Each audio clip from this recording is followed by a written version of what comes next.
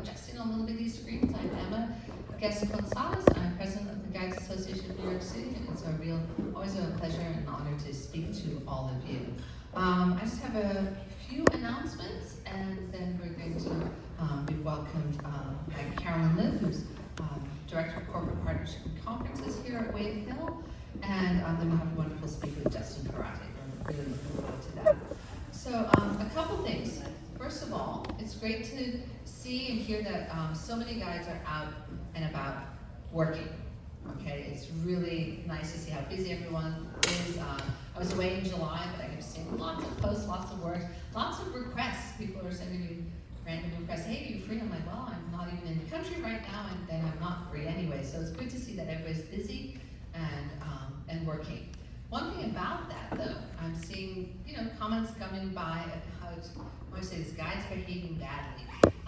Be kind to your fellow tour guides. Don't hog the monuments or the areas. Modulate your voice if you have other guides with you. Maybe shift your group over once you've taken up your time at one corner of whether it's the Bell at St. Paul's Chapel or whatever. Move over and let somebody else do it, especially if you see other guides coming up. Okay, we're all working, we're all in this together, and we should be collegial, we should be kind, and a little grace and a little kindness goes a really long way, so please keep that in mind. I'd like to thank all the members who are bringing new members to GANYC. We interviewed, there's 5 lovely people, 5 lovely people, some are here tonight. 6 people. And so our membership I'll call on everybody to stand up for our new members. So we're getting new members all the time, and this is really, really great. And I think once you're a member of GANYC, you'll see all the wonderful things we do. We've been doing amazing events, especially thanks to Bob and all his hard work.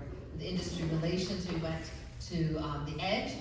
He served us breakfast. We got a swag bag. We just were there all by ourselves, just having a grand old time. And they are going to be offering a special thing for guides to bring guides into Edge with their groups. So people are taking notice of us. People are noticing GANYC. So our hard work has really been paying off. So thank you, Industry Relations, Bob and Harvey, especially for that. Speaking of that, we'll get more information about that with the Industry Relations report. The EF, the Education First Big tour operator, and the company that runs these great big student groups, they are industry partners. They will be coming to a meeting, hopefully sooner rather than later, to meet and greet with guides and to get to know you and maybe have you start working with them, to start working with the EF. I've got several EF guides here, and they're a fantastic company, so definitely worth your time. Speaking of partnerships and different things, IATDG, okay, the International Association of Tour Directors and Guides, okay, we work very close with them. Michael Dillinger and I do a lot of consulting work with them. On August 22nd, okay, they will be doing a webinar in the afternoon about transitioning from tour guiding to tour directing. Not necessarily leaving tour guiding, but finding out more a bit about becoming a tour director. That's something that EF guides do. If you're doing over-the-road tours, if you're taking student groups from New York to DC to Philadelphia. I used to do groups from New York to Niagara Falls down to DC, but even further afield. Okay, if you're going to do the parks, do the national parks, do the Southwest down to New Orleans. I have a friend who started as a tour guide with me at the observatory. She's starting training now. She just does Nashville, she does the Smoky Mountains, New Orleans, all over the place. So this is a really fun option to expand yourself and to be going further afield. IATDG will be having their conference in November, okay, November 5th through the 9th in New Orleans. Okay, it's in New Orleans. Great educational opportunities, lectures and talks and presentations, as well as fun fan tours, and then you get to interview with these major tour companies. So that's in November, so sort of dovetailing with, if you are interested in becoming a tour director, that might be something you want to attend, the IATDG conference, because then you'll meet the companies who are in fact hiring tour directors. Now, a couple of fun things that are coming up, and this is, I just found out about this today, okay? On Sunday, August 13th, sponsored by While We Are Still Here, Preserving Harlem's History. It's a group that is setting, they're putting plaques around different locations, important places in Harlem, homes of different important people for the history of Harlem. And on Sunday, August 13th, they're going to be celebrating Marcus Garvey, Malcolm X, Larry Neal, and J. Rosamond Johnson. Now I know about this because a colleague of mine at One World Observatory, J. Rosamond Johnson was her grandfather, and James Weldon Johnson was her grand uncle. And together they composed Lift Every Voice and Sing. And hopefully that will become our national hymn. This is an incredible song. I've been like, now I've got it stuck in my head again. She was talking about it today. But anyway, so they're going to, it's a shuttle bus tour going around to these different locations. You can find out more information about this online, but Melanie did ask me to let you all know. So the bus tour is sold out, but you can go to the locations.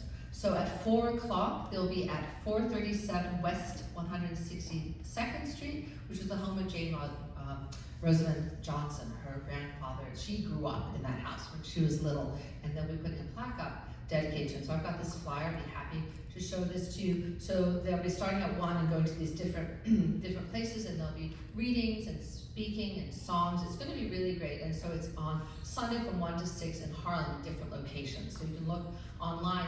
And so you won't be able to take the bus, they'll take you around to it, but you can show up at those locations. And Melania would love to have people at the J. Rosamond Johnson stop. It will be the last one, and there'll be Melania will be giving remarks, and Terrence McKnight, anyone who listens to QXR, he'll be speaking about his music and about the Johnson brothers. Last but not least, Mark Levy has organized an amazing event for us. It's going to be the New York City Trivia event at the South Street Seaport Museum on September 13th, which is a Wednesday, at 6 p.m. The doors will open, the event will start at 6:30. This is your chance to get all your friends who are like, well, I know a lot about New York City too, and I can tell, I can do it, guide stuff, and challenge them to a trivia contest. All right? It's going to be $20 a person. It's open to the public. We're going to split the monies with the South Street Seaport Museum and GANYC. So more people come, better for everybody. So you make teams of tour guides, get how much is the handicap? 2 point. 2 point handicap. Okay. So my husband already says, I could go. And I'm like, yeah, all right, let's do this. So anyway, so bring your friends. You can tell people about it. Mark will be posting more information once he gets the details, because the tickets will be through the South Street Seaport Museum. Okay, they will be in charge of it, of getting the tickets, and the event will be, it's on the waiver tree, right? It's on the waiver tree. It's on the waiver tree. So it's going to be really fun. It's going to be a really fun event, all right? So that'll be on September 13th, which is a Wednesday, September 13th in the evening. Yeah, Mark. Can I tell the categories of trivia? Yes, yeah, you're right. Okay, Yeah. so categories of trivia are bodies and bars, okay? Squares and pairs, statues and scandals, and airports and seaports. Those are the categories of trivia, okay? All right, Great, so, cool. yeah, we'll be putting out lots of announcements about that, and then share it with everybody, and really challenge, like I said, those know-it-all friends of yours who's like, yeah, you're a tour guide, I could do that too. Like, let's see, do you want to know who your mouth is, all right? It'll be really fun, it'll be a really fun night, so the more the merrier. And on the waiver tree, it'll be in the evening, I think sunset's like at 7:10 that evening, so we'll be able to see the sunset and we'll sit, and it's gonna be a really, really fun time. So that's on September 13th. Okay, so that's really all I have, just sort of general announcements, general kinds of information. I forgot to, did everybody see the agenda and approve it? Sorry, I just jumped in feet first. Okay, all right, here we go. So I just need Carolyn Liv, if she could come up. Where's Carolyn? Is she out there? Okay, I'll go and get her. She'll be, Susan? Okay, thank you, Susan. So okay, John, stay. All right. And then we'll have a word from her, and then we'll be welcoming our guest speaker. We'll be welcoming Justin. All right, any questions, comments, or other announcements anyone would like to say? All right. Yes, John. Well, with reminding again, if haven't said it, we have a hard out to get out of here. Yes. Yeah, So we're 7. cutting short committee reports Yeah. if necessary, and we do ask all committee reports to be as brief as possible. Yeah, so yes, please keep your committee report short and sweet, okay? Because we want to be able to enjoy Justin's lecture and get questions in as well. And so yeah, at 7:45, the little shuttle bus will take people to the Metro North station, okay? We're just waiting for Carolyn to come. Yes, here she comes. All right, yeah, come on in. And I have to say, you're so patient, thank you so much. I don't know how many people have been calling her up and pestering Carolyn. So thank you very much. Please come and we'd love to hear a couple words from you about Wave Hill and the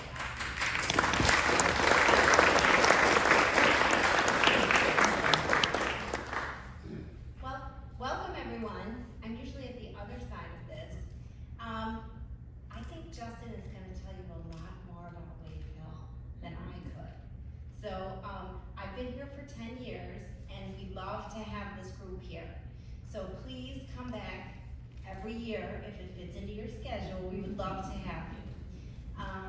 Abby is our private events and tours manager. So we work hand in hand to make sure that the groups and the tours that come to visit have a wonderful experience. So please, anytime we'd like to bring a group here, contact either of us and we'd love to have you join. And we can even stay open a little later for a different experience if you'd like. I'm glad it stopped raining, so maybe we can see a little bit of the sunset tonight. So welcome, and I will let you get to it. Okay. Thank you. Big groups up here, and actually I did have some guests at the observatory to say to me, like, well, we want to visit the other boroughs, but we're not sure about the Bronx. What should we do? I'm like, well, you know, there's the problem with the Bronx, and they're so looking at me, they're like, what? I said, and like, it's enormous, and there are a jillion good, cool things that you could be doing up here. So you gotta choose wisely, from gardens to baseball, to food, to history, to all of that. So yeah, Wave Hill's really a great place to be. So I'm gonna ask Susan to come up and introduce our speaker.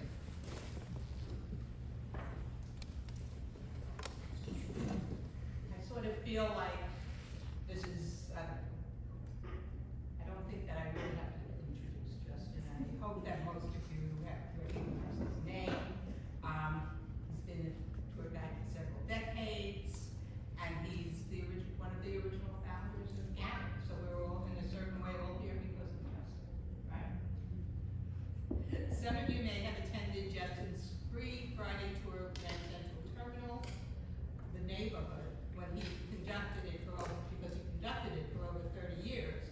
And the AAA Guide to New York rated the tour as New York's best walking tour. And also, I was very lucky. Justin was one of the instructors for the Tour Guide Enhancement Training Program, which I can't even count how many years ago it was, which was sponsored by New York City, by the NYC and Company, which was supposed to call it something else now, but I think for all of us, it was the NYC and Company, New York's Convention and Visitors Tour. In recent years, Justin has been conducting Zoom presentations from his Santa Fe residence for various New York organizations. And he recently returned to Howard Good Luck, to his true love, New York, and now resides in Riverdale. Justin has been honored by an array of New York City and state officials. Among those awards, New York Governor George Pataki and the New York State Tourism Council honored Justin as New York's most engaging tour guide.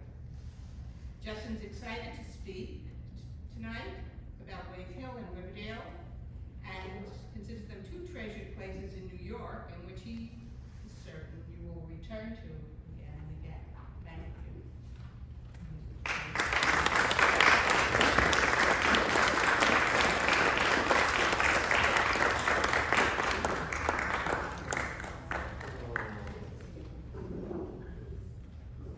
Well, thank you very much, Susan, and thank you everybody for coming on this lovely, lovely summer's day. I kept looking outside the window and thinking, somewhere out there, Tony Robbins is leading a whole group of very fascinated and very wet people. And it really shows your determination. So, it's going to be a short talk because the schedule has been somewhat truncated. So there will probably not be time for questions and answers. So I'm going to give you an alternative. Here is my email address. It's J, like my first name, Ferate, my last name, F-E-R-A-T-E, and the word tours. So J Ferate Tours at gmail.com. And just send me a question or whatever, and I will be happy to answer whatever I can answer. I've already had people asking me questions, and I love questions because questions always make me have to go out and find out more information. So I'm sure that's why many of you are here. So I'm going to run speedily through it. Welcome to the town of Riverdale on Hudson. Remember, it is a very American thing to pretend to be very British. And so a lot of the towns along the Hudson River were named either on or upon. Hastings upon Hudson, which became Hastings on Hudson, Ardsley on Hudson, Riverdale on Hudson. Eventually those on Hudsons tend to get dropped because it's a big mouthful. But we're actually in the town that was created called Riverdale on Hudson. It was a town that was very tiny. At maximum height, it had 7 families living in this town. Some of you have visited in the rain today. You have visited the entire town of Riverdale. Wave Hill is technically not in Riverdale, but technically is just to the south of Riverdale. So if you go to that fence just over there, beyond those trees over there, that's the beginning of Riverdale. But as you know, a good thing just gets bigger, and so Riverdale is much larger. So today's Riverdale is considerably larger, and I'll show you on a map so you have a rough sense. How many of you have been to Wave Hill before? Oh, I am impressed. I am impressed. It's such a lovely, lovely place. Well, I'll probably be telling you stuff you already know, so forgive me if I go there. So, welcome to Wave Hill, Riverdale on Hudson. This, of course, is me, and I do want to thank Carolyn Liv and her staff because she's been so cooperative in bringing this all together, and frankly, the Wave Hill Archives have been very helpful in creating this talk. So, Riverdale itself was farmland in Westchester. For those of you, we are in Westchester County. We're not in New York State. Well, that changed in 1898, but we are in Yonkers for all practical purposes. And basically, this area was very much rolling hills. We're on a marble cliff. Some of you who took the train saw the Marble Hill sign. You saw that wall of white Westchester marble. That's what this area here is made of, which is why the hills tumble down to the waterfront, because the marble basically is melting over time. The Manhattan is made, as you know, of a stone called schist, a very dense igneous rock. But the Bronx is not. The Bronx is a different part, and hence is made of a different stone called gneiss, G-N-E-I-S-S. Half of Riverdale is made of gneiss, which, like Manhattan schist, is very dense, very firm.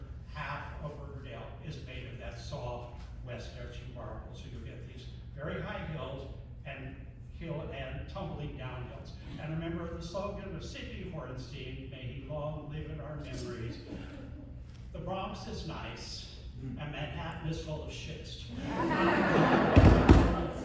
Anyway, so we are here in what was the countryside, but that would change in 1853 when a train would go across Spuyten Duyvil. Some of you saw the replacement train tracks as you were coming over. It's actually now used by Amtrak, but it crosses over Spuyten Duyvil. Spuyten Duyvil has, depending on the person, many translations. Some say in spite of the devil, some say spiting devil or spouting devil. And the reason, of course, is you have the Harlem River bumping into the Hudson River. And as you know, even the Hudson River is a phony. The Hudson River is only a river some of the time. It's a sometime thing. It's a river half the day, and the rest of the day is an extension of the Atlantic Ocean, which gives it a strange quality, which is that it has waves, which is river, and it goes both ways. So the native name for the river was the river that goes both ways. So in any case, what happened is the railroad bridge created on behalf of Cornelius Vanderbilt, a name you all know, in 1853 went over Spike-and-Dowell Creek, and that allowed people from New York City, which for those of you who don't know where that is, that's south of 42nd Street. South of 42nd. The rest is, I don't know what. Anyway, south of 42nd Street is where New York City is, and this allows people to get away from the hurly-burly, crushing crowds of Manhattan and rush off to the countryside of the city of Riverdale. So in any case, this was promoted. I want to point out this is one of the very first planned communities in the United States. The very first, by record, is Llewellyn Park in East Orange, New Jersey. Some of you have visited this, something if you haven't, and I do recommend. Go to the Thomas Edison website, Thomas Edison, they have these studios there where they actually, it's the first experimental laboratory in the United States. You know, GE would always tout their laboratories. Thomas Edison invented the idea that you build a place that was basically designed to make a lot of mistakes, because every once in a while you wouldn't, and that would be what would make you successful. And out of that laboratory would come things like motion pictures, the electric light bulb, which of course my favorite sucker, one of my great favorite places of place, a house in Flushing for the man who, Lewis Latimer, who invented the carbon filament. Lewis Latimer was the son of escaped slaves, and I love the curator of that house when she turned to her students and said, "So, where would the world be without Lewis Latimer?" To which her response was, "Dark." Very dark. So, in any case, that's the time and place. A.J. Downing is the most important landscape architect in American history. A.J. Downing was the granddaddy of them all. His primary assistant, a very talented landscape architect, a man named Calvert Vaux, was trained in architecture and landscape design, who then had a student who was an amateur gardener, who had only designed one garden before he was asked to be the head of the work crews on a park called Central Park. Frederick Law Olmsted was not a trained landscape architect. That's a long story, and I'd love to tell you because it's very funny, but the name was invented as a bribe by Calvert Vaux to get you-know-who to come and work on. There's a park in Brooklyn that Brooklyn, being the wise folks that they are, hired Vaux to design the park, and Vaux said, "But I won't do it without my friend." And they said, "Oh, you mean that Olmsted guy?" And they said, "Yeah, that Olmsted guy." I said, "Look, if that's what it takes to get you, you can hire him." Fred Olmsted did not want to come back to New York, and so Calvert said, Fred, you like titles, don't you, Fred? Fred, how about landscape architect? I'll take the job. And that's why so many people think of Frederick Law Olmsted as the first landscape architect. And it ain't true, but hey, PR goes a long, long way. Let's get you moving, or I'll never get you through here. At the point when Riverdale is still being settled, the city of New York is south of 42nd Street. Here are two images of 42nd Street, the fairgrounds. You don't build fairgrounds in the middle of the urban environment. The fairgrounds was where they had two things, the Croton Reservoir, and if you talk to me later, there's a wonderful free walking tour of the Croton Reservoir Aqueduct Chamber this weekend, which I can tell you about, but not right now. But the Aqueduct Reservoir ended up at 42nd Street and 5th Avenue. If you go downstairs in the New York Public Library today, you can still see remnants of the aqueduct downstairs. On the other side of that lot, going over to 6th Avenue, what is now called Bryant Park, is where the first World's Fair in the United States took place, the World's Fair of 1853. The Crystal Palace in London was 1851. We are Americans and we want to be just like those British. So 2 years later, we invented our own Crystal Palace. So that's the end of the civilized world as far as New Yorkers are concerned. And north of it, who knows. Anyway, but what happened, of course, the train changes it all. What had happened in New York City, the population had exploded. Over twice the number of people between 1800 and 1830, and it continued to expand faster and faster and faster. With that comes tremendous crowding, poverty, and lack of sanitation. New York City, remember the famous line from Charles Dickens when he visited New York, beware the pigs. Remember, our sanitation crews also winked on the side. These not exactly a pretty world. So the whole idea was, let's move out. And remember, when this area would be developed was when that little country village, you may have heard of what's it called, Greenwich Village, would suddenly become the runaway, the getaway, the country place, the Hamptons of New York City. And we're well beyond the Hamptons, we're beyond that. So, in any case, the original parcel here is 100 acres, owned by a man named William Ackerman, and he would create this complex specifically modeled after Llewellyn Park in West Orange, New Jersey.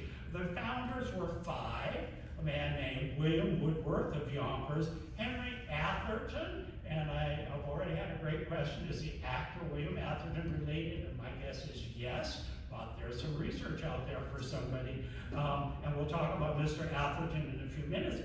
Charles W. Foster, those of you in New Jersey know Foster Fields, the same family, related to Benjamin Franklin and related to Paul Revere. William D. Cromwell and Samuel Babcock. These were the first five men who decided, let's build a community. And when you toured with Tony, those of you who were with Tony, that was what you were walking through. It was very important in terms of American history. Here's the Atherton Villa, and if you want to buy it, it's on the market. It's for sale. And I included this for two reasons. I figured some of you would be probably seeing it with Tony.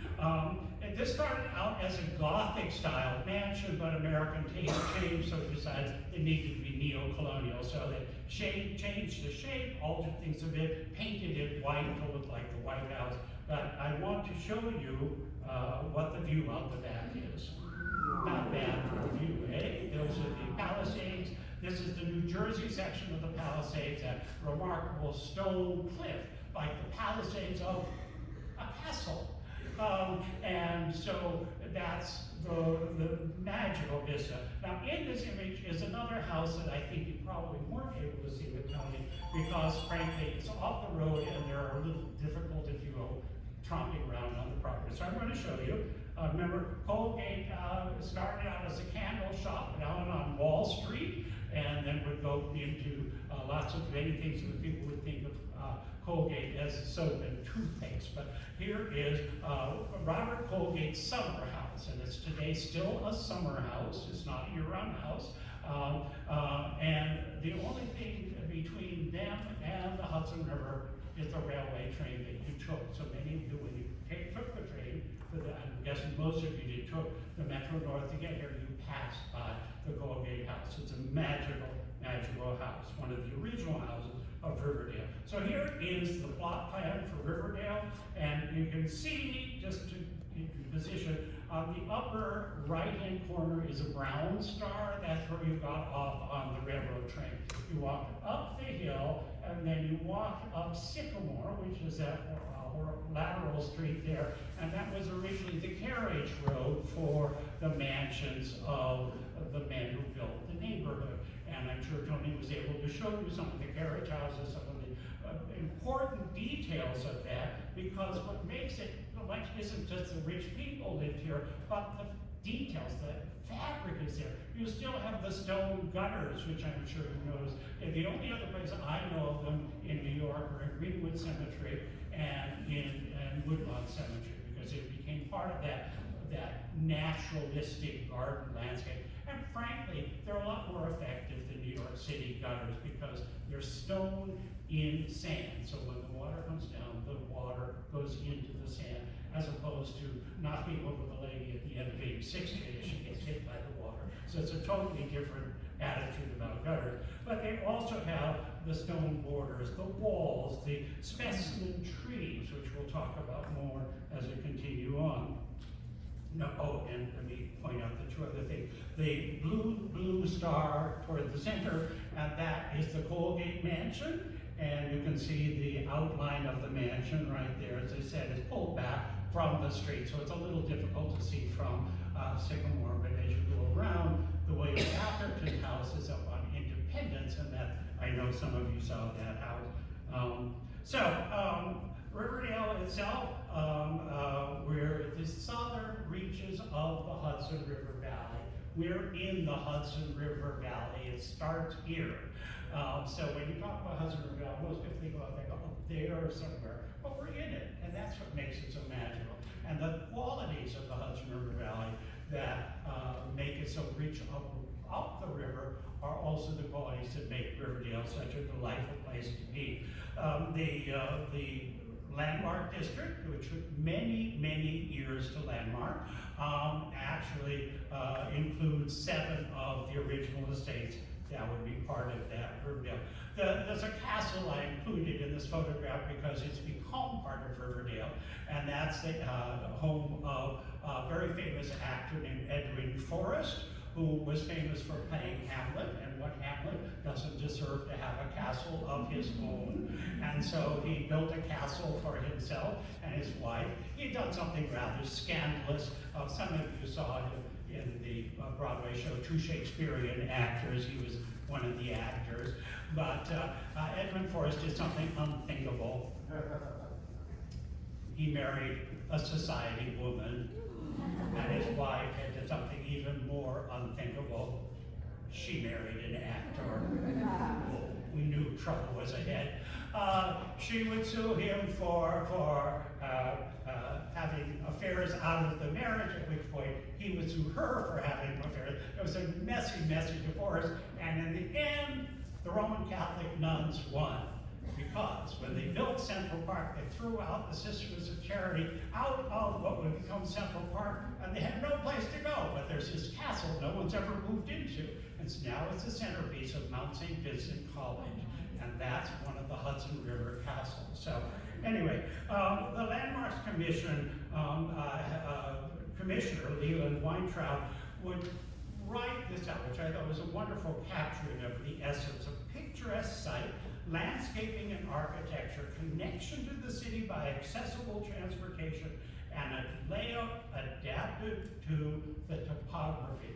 One of the things about A.J. Downey, about Calvert Vaux, and the child of both of them, Frederick Law Olmsted, was the idea of respecting the organic shapes of the landscape and incorporating that. Later, Frank Lloyd Wright would do the same thing in his Westchester community called Usonia. And those who toured Usonia, some of them perhaps with me, you know it's lots of rolling hills, lots of winding trails, and that's the old idea to take you out for a day in the country. How did you get here? Cornelius Vanderbilt's railroad train. This originally ran along the Hudson River. It suggested that a young Irishman named William Bonney learned to ride his horse on 10th Avenue, because we all know Billy the Kid is from the Lower East Side. And he was one of the people who would ride, and you've seen images, this ride in front of the train on horseback to warn the kids, look, there's this really big train behind me, and if you don't move really fast, you're going to get really flat very quickly. So, and that's where William Bonney learned to ride his horse, by report. Now, I wasn't there, so. Anyway, so this is a fascinating image, but it ain't the image you think it might be. This is not the Riverdale train station. What happened with the Riverdale train station was that it was designed at the same time the 3 other train stations were built by Shepley, Rutan, and Coolidge, which was a major architecture firm that took over the firm of Henry Hobson Richardson. I'm just going to be real quick. Henry Hobson Richardson, probably the most famous architect in his day, introduced Calvert Vaux, who needed a new partner because A.J. Downing had died right out there in the Hudson River. And he needed another partner. Vaux had a major problem. He was British. And ain't gonna hire no British person to do no Central Park. So he needed someone with connections. And Frederick Law Olmsted was an amateur gardener, but more importantly, he was a famous newspaper reporter. And politicians don't like messing with newspaper reports. You may have noticed that. And that's how Fox and Olmsted were introduced by Richard Morris Hunt in Staten Island. And it would become magic. So in any case, this is the firm that designed the original Riverdale train station. The problem was, for the yacht club, was the train station was by the water. The yacht club didn't like that. They wanted to be by the water. They made a deal with the railroad, said, we'll give you some property, and you give us your building, and we'll make a swap. So they made a swap. So the Metro North Station sort of was this building. This building has been very, very modified. It's the Riverdale Yacht Club. And it's a private yacht club. You walked up the hill past the yacht club when you came here. But if you go to Tarrytown, you can see the remnants of what the train station looked like. So here's A.J. Downing, as I said, here's the magazine he published, The Horticulturist, which became the most important style setting. He was the Martha Stewart of the 19th century. He told you what your house should look like, what your furniture should look like, what the planting should look like, how you proved you were really a successful, quote unquote, middle class gentleman. These were gentlemen's farms, and so Downing would be transformative to this country, and it was his first partner, A.J. Davis, that would go on to design Llewellyn Park in New Jersey. Now, Riverdale has a park. Many people have never been to the park. It follows right below us, right? Along the waterfront. It was originally meant to be a private park for all those homeowners, and it was an idea that didn't really take off terribly well. But one of the things that it did do is it impressed this kid named Frederick Law Olmsted, who was hired by the city of New York to assess potential parklands for what was going to become the Bronx for the city of New York. At that time, the Bronx still belonged to Westchester. It would become known as the Annex District. And that's why, if you've ever looked around the Bronx, there are more parks in the Bronx and big swaths of park than virtually any other place, because the parks got here first, and the city would be built around the park. So the Riverdale Park has been added onto by various family members in the area, and it continues. The Della Fields, for example, who we'll talk about later, the Douglases and the Perkins, who are very important in the building we're in right now, would all contribute land, so that now the park is about 1.5 miles long, and for lack of a better comparison, one Manhattan long block wide. When they say a block wide, people think like that. It's a long block wide. It's a wide block. It's an interesting park. It was poorly maintained by the city, and then would be given the name Forever Wild. And my bad joke is it was forever unmaintained. But in recent years, because of the staff at Wave Hill creating a special program, they have been revitalizing the park and bringing the park back to life again. So here are the neighborhood boundaries for those who don't know this part of the country that we're in. Spike-and-Dye Creek is now the practical separation, although technically Marble Hill, which is just off of Spike-and-Dye, was technically in Manhattan, even though it's physically connected to the Bronx. Hence my first, when Target wanted to become a major store, they built their front door in the Bronx and their back door in Marble Hill, which for everybody else still looks like the Bronx. But they said our first Manhattan store. Some of you may remember when it was goofy. In any case, so that is the southern end, and that's an arguable section. We love to bicker in the Bronx. So people say yes it is, no it's not. But the center core where we are is definitely part of Riverdale. It goes all the way up to the Yonkers border and Mount St. Vincent College, and it goes all the way to the east, to Broadway, and Van Cortlandt Park. And it's again because of Frederick Law Olmsted that Van Cortlandt Park was saved by the city of New York. It was going to be cut up into lots, and because of Olmsted's sort of cachet, he was able to garner enough wealth. Now, the Native Americans here were the Lenape, who are also known as the Delawares, and this was used for planting the three sisters. The three sisters are corn, squash, and Beans. Beans? Corn, squash, and Beans. beans. Beans. Now, what, we've all heard that, the three sisters. What people don't take into account is how did you plant them?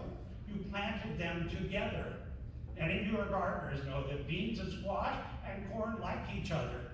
And they actually help each other grow, and the beans will grow up the stalks of the corn. Meanwhile, the beans are providing nutrients to the soil. They're a nitrogen-producing plant, so they enrich the soil.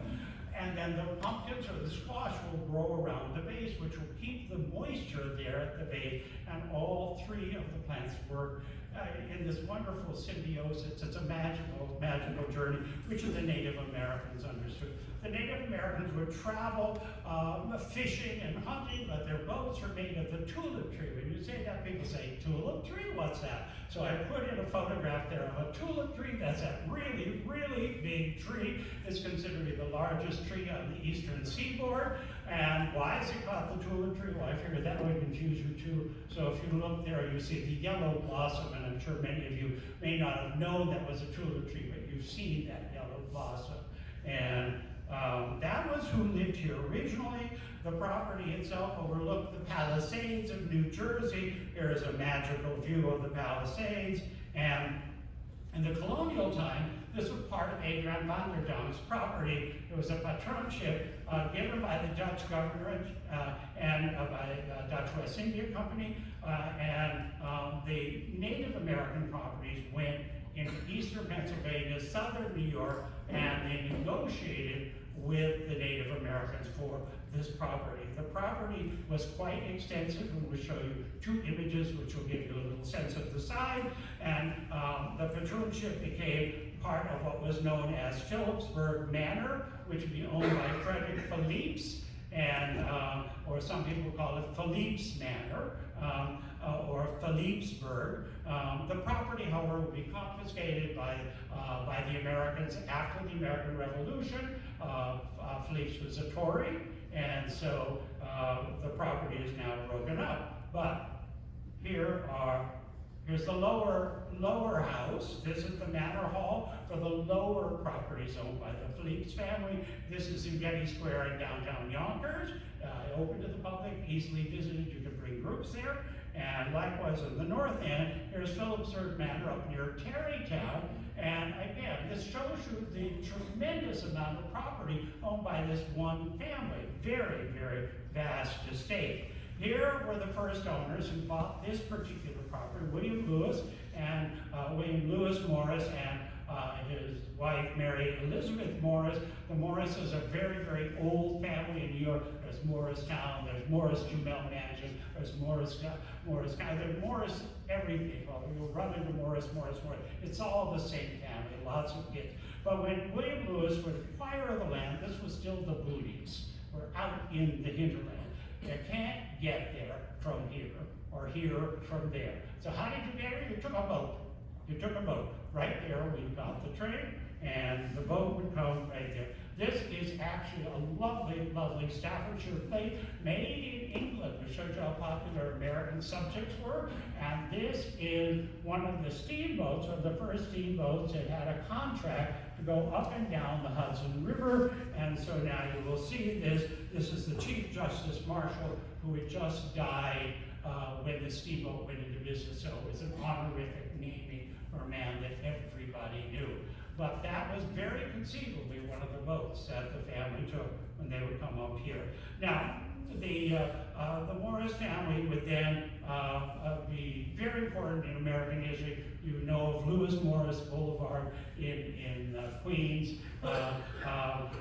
There's their signer of the Declaration of Independence. Gouverneur Morris was one of the people who signed the Constitution of the United States. And in any case, Mr. Morris would complete the house for he and his wife and his 7 children and move in 1843. It was just a central part. It wasn't the full house, but they continued to expand the house until it was done. Sadly, Mary died in 1851, and so the family all moved back to Manhattan.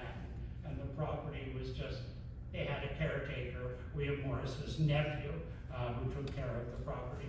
So the property would then be rented to a man named William Appleton. William Appleton is one of the fathers of American publishing, and the property would be very, very much part of the idea of a gentleman farmer, a property in the country, and Wade Hill would be the site for many lectures. There would be talks given here or entertaining famous people involved in the environment, science, and social issues. One of the important things that Appleton did is he published the works of Huxley, the famous scientist, John Tyndall, and very important, he was the American publisher of Charles Darwin. So The Origin of the Species was published by the man who owned this house, and something that would certainly transform American history. They published a journal, as you probably run to in your own research, the Appleton Journal, and eventually the Appleton family would all come together with this book, and when his father retired, Appleton and his 4 brothers became the senior partners of the firm itself. Some of you might recognize this building. This is the house you're in, but it's been altered. And what they had done was they added a very fancy schmancy Second French Empire roof, the big slanted mansard roof on the top. And you'll see there actually there's like an upper level. And one of the things, remember, is before there was air conditioning, you often had ventilators coming through the top of houses, and the idea was that's what so many do when they buy a brownstone. First thing you start building walls. That's the stupidest thing in the world you can do, because the point of a brownstone is the windows at the front and the windows at the back. You open the windows and you get breezes. You start building in walls, you lose the breezes. So what that's for, I'm just try to trip over here, is so that you open the doors down here, the air coming off the breezes off the river go into the house, rise the hot air comes out and leaves to the top. You have instant air conditioning. It was a natural form of air conditioning and tremendously, tremendously effective. And here is one of the greenhouses. We'll talk more about the greenhouses here. And here are the children in the carriage and by the greenhouses in the stable built by the family. And here is the Appleton Publishing Company building, which many of you have walked by a million times. If any of you have gone to school at the New School for Social Research, this is today called Fountain Hall.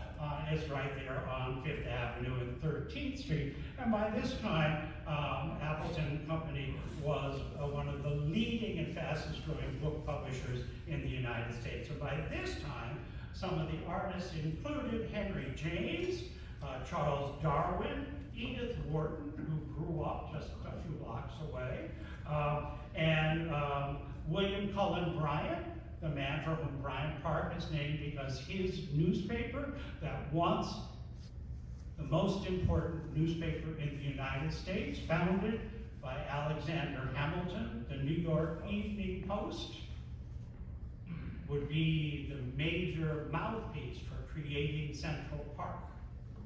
And because of William Cullen Bryant, Central Park would be built. That's why Bryant Park is built behind the New York Public Library. So these are some of the publishers that were covered. But one of the big claims of fame was they published Red Badge of Courage. And remember all the tremendous lives that were lost during the American Civil War. But Stephen Crane, who lived in a building right by the old Art Students League on 23rd Street, would write a very personal experience, and it would transform how Americans saw the Civil War. It was seeing the Civil War not as big blaring headlines, but as someone out in the battlefield. And the Red Badge of Courage, you understand what the Red Badge is all about. And there was that classic line that was drummed into me in high school, and the sun was a red wafer pasted in the sky. And that image of this bright red sun has always lingered with me. Another notable tenant that moved in soon after was Theodore Roosevelt's father, Theodore Roosevelt Sr., and his young son, T.D. Many of you know young Theodore was called T.D. by the family. Later he would become Teddy, but that would be something. Now it's important because Teddy Roosevelt spent several years living on these grounds, and the photograph I have of Teddy Roosevelt there on horseback was taken about the same time that the family lived here. So it very conceivably could have been on the property or on nearby property here at Wave Hill. And I think it's very important that Teddy Roosevelt, among the many things that he accomplished, he would found the National Park Service. It was under Teddy Roosevelt that the idea of national conservation, Yellowstone Park, the Grand Canyon, all those great, tremendous natural beauties would be preserved and protected by the man who grew up in this house. So, and what was the family running away? Well, they were running away from what we today call Gramercy Park. Such a horrible, horrible neighborhood. They had to get away from it and get out to civilization, so they came out here. Now, Teddy Roosevelt's neighborhood became commercial, and so the house had basically been turned into shop. The family, after Teddy Roosevelt died, came back and rebuilt the house as it was when Teddy Roosevelt lived there. So no, it's not the real house. But unlike Francis Tavern, it's a lot more real. There are 3 bricks in Francis Tavern that actually came from San Francis Tavern. Anyway, but they actually used the family furniture. They actually knew the wallpaper. So when you go there, you really are going into Teddy Roosevelt's house. And understand its location is just a little bit to the west of Gramercy Park. You understand, south of Madison Square. So there are images of the house itself, and again, this is open to the public. If you've never taken groups there, please do. It's a magical, magical experience, and I heartily recommend it. One of the later tenants was a guy who was living in various places. He started out as a riverboat captain. His name was Samuel Clemens, but he took the nickname Mark Twain. Mark Twain was how you measured the depths of the Mississippi River. You tied knots in a rope in foot-long sequences, and then you would drop the rope into the river with a lead weight, and then that way you would measure how deep. Why is that? The river's quite shallow, and you're taking one of the Mississippi steamboats up there. You don't want to hit rocky shoals. It ruins your bidet, and people get all upset with you. Your tour bus just fell over. But so the thing is that was his job, Mark being Twain. So he took it as his writer, and his wife was very ill. He married a very, very well-bred, well-heeled woman who he madly loved. It was one of those marriages of totally irrationality, but it was a happy marriage. They loved each other dearly, but she was ill, so he brought her here to bring her health back. And so I have a wonderful quotation, I think it's wonderful, from Clara, Mark Twain's daughter, in her book, My Father, Mark Twain, when she describes the house we are in. This dining room is a paradise with the flooding sunshine, the fire of big logs, the white expanse of cushioned snow, and the incomparable river. Oh, and how the stormy winds do blow, as the sailor ballad says. I believe we have the noblest roaring blast here I have ever known on the land. They sing their hoarse song through the big treetops with a splendid energy that thrills me and stirs me and uplifts me and makes me want to live always. I love that quotation. So here is Mark Twain's house in Greenwich Village. Many of you have walked by. There is on West Kent Street. There is a plaque on the outside of the house indicating that the guy who wrote Tom Sawyer lived in the house. This is where he lived prior to moving to Wave Hill. Now, on the property for Wave Hill, there are 2 major houses. We are in Wave Hill House right now, and the house to the south of us, as some of you saw when you were with Tony, is called Glendor. Glendor is a smaller house, and we'll talk about its history. Both houses have been tremendously altered over the generations, so we're looking at a later version of both houses. Now, the original house here was designed in Greek Revival style, in the style of not necessarily necessarily by Menard Lefevre. He did copybooks. He did a lot of books about this is what a house should look like, and here are some plans, and for $3.50, I'll be happy to sell you some floor plans. And, but I found this copybook house of what Menard Lefevre's building might have looked like, except that this one's made of wood, and the house we're in was always made of that Bronx gneiss that is the stone underneath Wave Hill. The house itself would be expanded, and the house would be renamed Holbrook Hall. And Holbrook Hall was again done by the Appletons with that second French Empire mansard roof. Everyone was hot to move to Paris. Paris was very chic. You could go through the neighborhoods in Brooklyn especially, and you will see all the row houses that suddenly have mansard roofs stuck on the top of them. Then you have a Gothic house with a French mansard. But we desperately, we weren't busy trying to be English, we were trying to be French.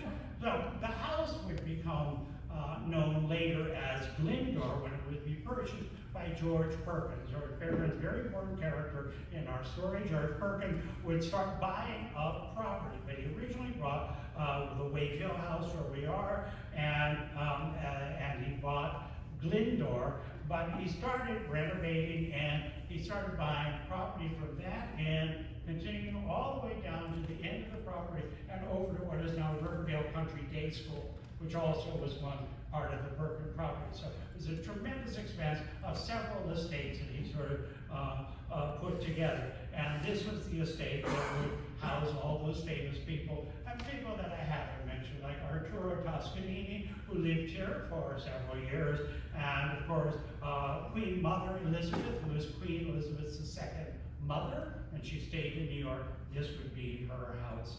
So, here in World War II is where Toscanini lived. Toscanini, shall we say, had a few issues with Mussolini, and so it was almost came as a life-saving endeavor when David Sarnoff, who created RCA Corporation, made the RCA building at Radio City in Rockefeller Center. That was the building he built, and then he would go on to create the televisions network NBC, and he wanted classical music for the world at large. So he hired Toscanini, and he would have his studio orchestra in Studio 8H in 30 Rock, which is today where Saturday Night Live comes from. So if you've ever done those studio tours, you know exactly what I'm talking. Here is the Metropolitan Opera, much as it looked when Toscanini was there, and there's a lovely photograph on the right of Arturo Toscanini on the grounds of Wave Hill. But probably the most fascinating character who lived here was a guy named Bashford Dean. Now, Bashford Dean was, shall we say, a little unusual. He was an ichthyologist, say that fast 5 times. An ichthyologist is a scientist about fish. That's why I put the little fish picture there. His specialty was armored fish, which only made sense because this was where he kept his armory. So we are looking there on the left at a photograph of Bashford Dean wearing one of his many suits of mail that were part of his personal collection. And we can see that fireplace right over there in that picture, complete with all the little suits of armor, etc. This was an amazing place. Imagine being a young kid growing up in this neighborhood and having the opportunity to visit this guy's house and look at all of that. Well, this became very important because ultimately, and there's the room you're sitting in right now, sadly for our purposes, the stained glass windows are now at the Metropolitan Museum of Art, but these were all stained glass windows. All of these windows were magical glass. But here's Bashford Dean, and he would become the founding curator for the museum's Arms and Armor department. So when you go to the Met and look at all those suits of armor, they were all crammed into this room at one time. So pretty amazing collection. Bashford Dean wrote about arms and armor. Here's one of his several books. And he decided that he would go to his landlord and ask a little favor. Do you mind if I a room onto the house I'm renting. So how many of you have offered to build a room on your apartment? And Perkins thought the world of Bashfordine. He gave Bashfordine a lifetime contract to live in this space. So it was a lifetime deal. And so the guy's gonna be here for a while, he ain't moving, so let him put an addition on. So this was put onto a rental house. And I've shown you a wonderful photograph. Look up above your head and you'll see some of the medieval details in the ceiling, the medieval style lantern. These were done by a very important architect. Here's the back side. That's what some of you saw when you were walking outside the building. Notice how it's designed to look like a Norman French castle or maybe a church somewhere in the rugged Normandy coast. It was built by a man named Dwight James Bound. If that name sounds vaguely familiar, he had a relative who wrote a book about a wizard and Yellow Brick Road. The Wizard of Oz, yes. But Dwight James Bound was, in his own right, a very, very, very talented architect. And he would move to Riverdale, buy a piece of property, build himself a studio. That's his house and studio. And from his studio, he started designing houses. And all of the developers in Riverdale said, hey, hire this guy. There's a planned community called Fieldston for the Della Field family. If you want to see their gravesite, you have to go to Greenwood Cemetery in Brooklyn. I have a magnificent tomb in Greenwood Cemetery. But this area called Fieldston, in this neighborhood, Dwight James Bound would build over 140 houses. I think pretty impressive. There is his cornerstone, and here is a map of Fieldston. Fieldston is just that way, and you didn't have time today. If you haven't gone wandering, go wandering. Once again, utilizing the natural rock outcroppings, the natural shapes of the area. The neighborhood is magical, absolutely magical. And here are a few of the houses designed by Mr. Bound. I always love this one. This one always says, to me, I'm ready for my close-up Mr. DeMille. Doesn't this look like Sunset Boulevard? I mean, this is a time when, remember, one of New York's major suburbs is called California. And the industry, which was invented on 14th Street, would be shipped out to California, and we started making historical movies